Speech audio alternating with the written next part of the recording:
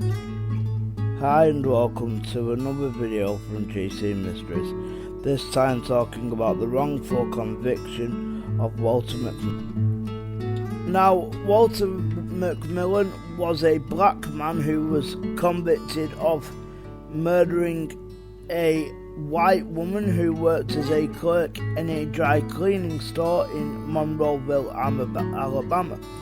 Now, for those of you that have watched Just Mercy, you will know who I'm on about but for those of you that haven't, I'll start from the beginning. And that is that in 1986, an 18-year-old woman named Rhonda Morrison was murdered in downtown Monroeville, Alabama. Now, the murder sent shock waves of fear and anger through the small community that it happened in, and police, after 6 months, could not solve the crimes and had no leads or suspects.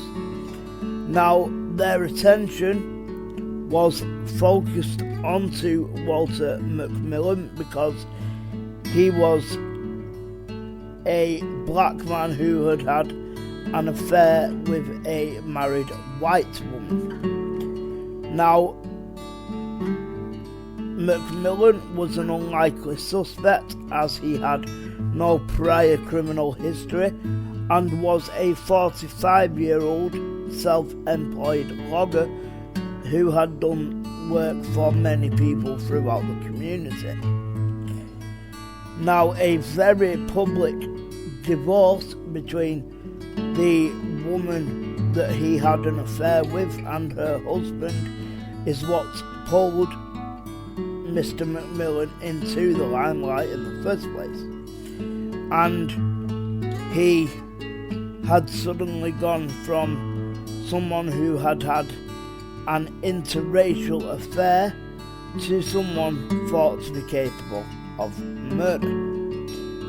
Now, a white man accused of crimes in another county was pressured by the police and ultimately made false statements accusing Walter McMillian of murdering Miss Morrison.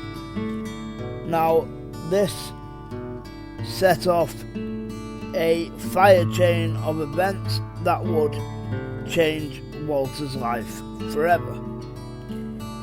He was arrested by a Monroe County Sheriff, Tom Tate, and eventually charged with capital murder.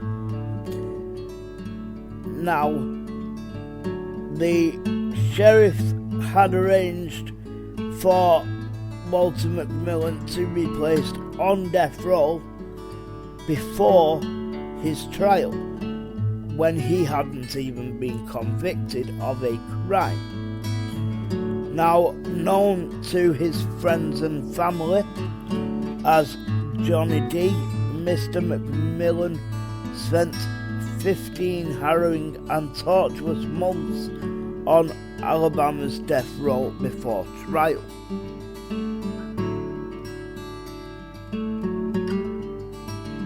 Now, his trial lasted for a day and a half, unknown and would not happen in this day and age.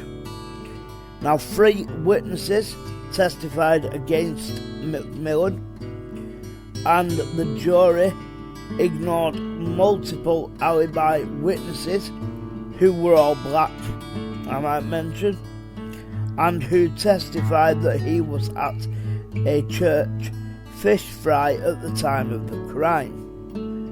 Now, the jury sentenced Walter to life, but the trial judge overrode them and sentenced Walter to death.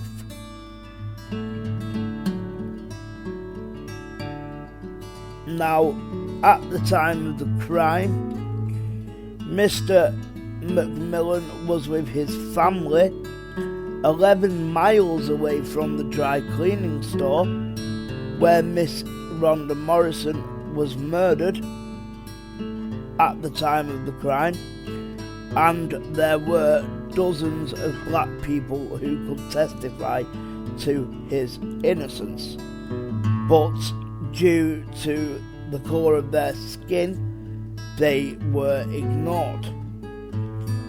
Now, the nearly all-white jury convicted Mr. McMillian of capital murder and, as I said, sentenced him to life imprisonment without parole.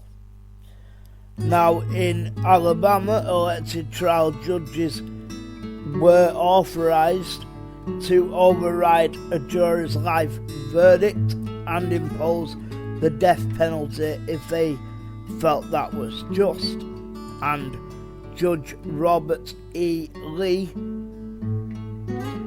overrode the jury's sentence of life imprisonment and sentenced Walter to death by electrocution. Now, a young black lawyer, Brian Stevenson, took on the case in post-conviction, where he showed that the state's witnesses had lied on the witness stand and that the prosecution had illegally suppressed exculpatory evidence. Mr. McMillian's conviction was overturned by the Alabama Court of Criminal Appeals in 1993, and prosecutors agreed the case had been mishandled. Mr. McMillian was released in 1993 after spending 6 years on death row for a crime that he didn't commit. Now, Walter McMillian is sadly no longer with us, but will always be remembered by the viewers of Just Mercy and by his family, friends and community. He unfortunately died on the 11th of September 2013, but happy to say that he got to spend a good while before his death out of prison, where he had been sent unjust, and spent it with his family and friends. All thanks to a man called Brian Stevenson, who met Walter in 1988, even though he knew Walter had no faith in him getting him off death row. However, Brian Stevenson did, and he spent from 1993 to 2013 with his family, friends and his community, living a very happy and well-deserved life indeed. Now, if you want to learn more, you can by searching his name or just. Now, due to the great and beyond amazing work that Brian Stevenson did for Walter McMillian and getting him off death row, they built up a very close relationship. Understandable when Walter thought that he would die in the electric chair, but they stayed in touch as far as I can tell, and were very good friends until Walter's death. And there are plenty of interviews of Brian Stevenson on YouTube and probably elsewhere as well, that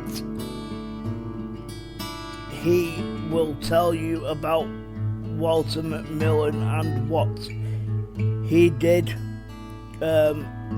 He actually set up the Equal Justice Initiative, which is what got Walter out of death row and out of prison.